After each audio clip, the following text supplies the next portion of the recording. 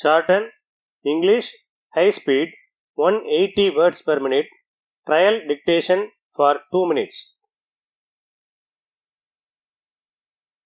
15 seconds left.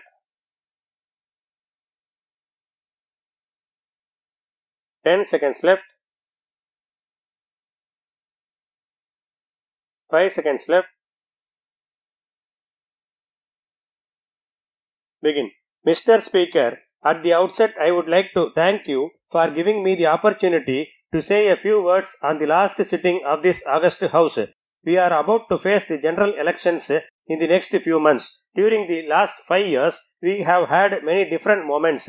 We had occasions of joy and also instances where there was fierce debate between the honorable members from both sides of the House.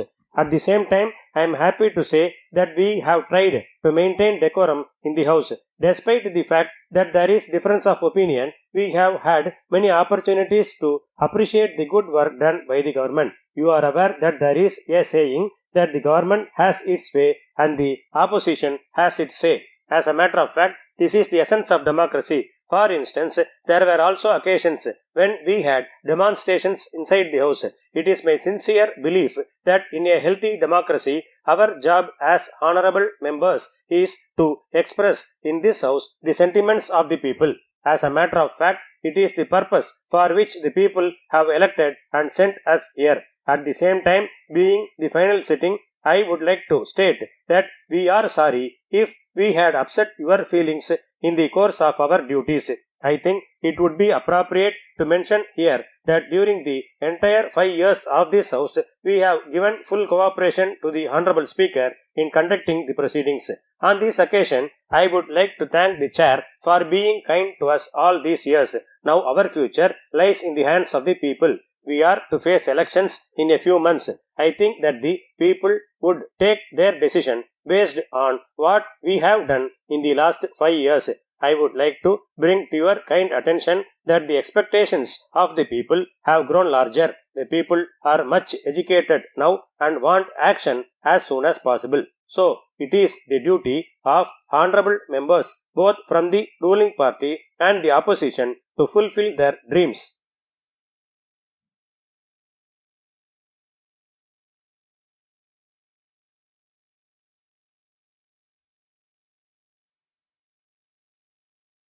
Shorthand, English, high speed, 180 words per minute.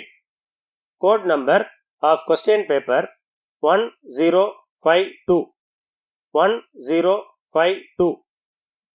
Candidates should transcribe the passage into longhand verbatim. 10 marks are reserved for shorthand performance.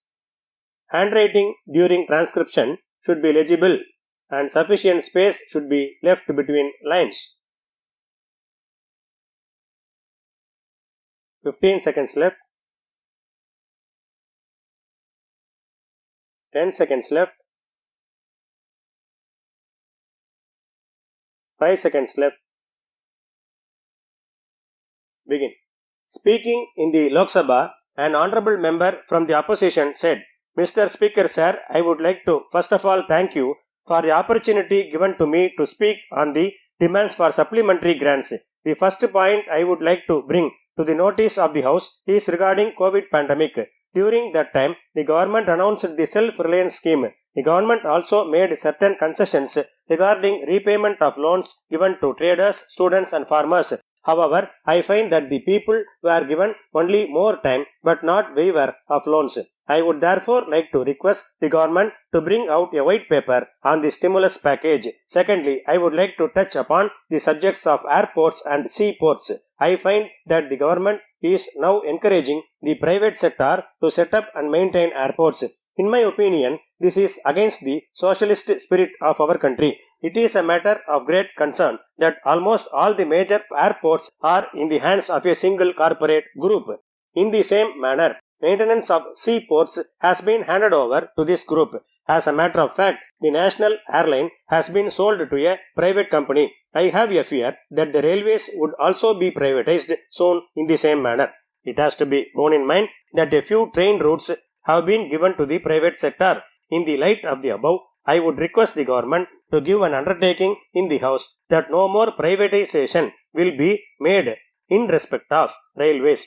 On this occasion, I would like to bring another point to the notice of the House. After the pandemic, the government has taken away concession for senior citizens for rail travel. It is a matter of concern that the government has not restored this even after normalcy is back. It is therefore necessary that it should be restored as early as possible. The next point I wish to bring to the attention of the House is regarding grants given to university students. As a matter of fact, we have seen reports that grants being given to minority students in central universities is to be stopped.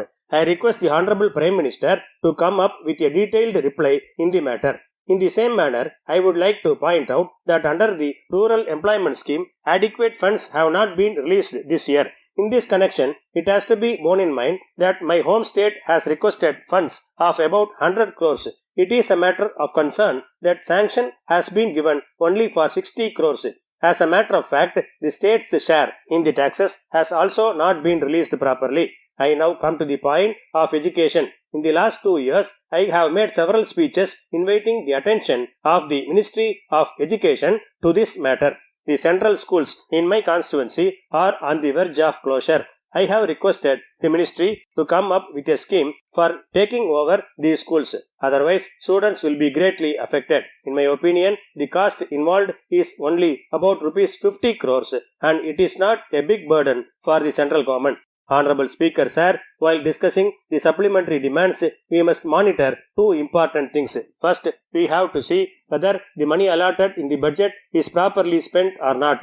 In the same manner, I would also like to bring to your attention that we must also see whether the targets have been achieved. Secondly, we have to see whether the goal to reduce inequality between the rich and poorer sections of the society has been achieved. In this connection, the report of the Standing Committee was presented to the House yesterday. The committee has stated that the funds meant for minority welfare has not been spent fully or has been surrendered at the end of the year. It is therefore necessary that the government should come up with a reply in the matter. As I have stated above, my main concern is about inequality. From the reports available, it is seen that in India there is large inequality between the rich and the poor. The top 500 rich individuals hold the same wealth as the rest of the population. It is a matter of great concern that during the pandemic, the number of such rich people has in fact increased. It is therefore necessary that we must make schemes to bridge this gap.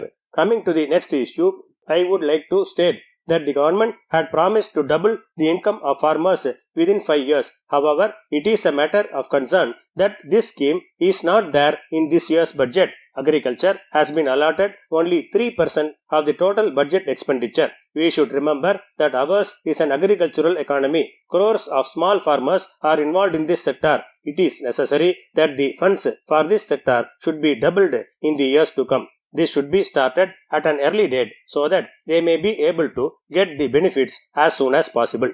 Honorable Speaker, sir, I would conclude my speech with these words, thanking you for the opportunity.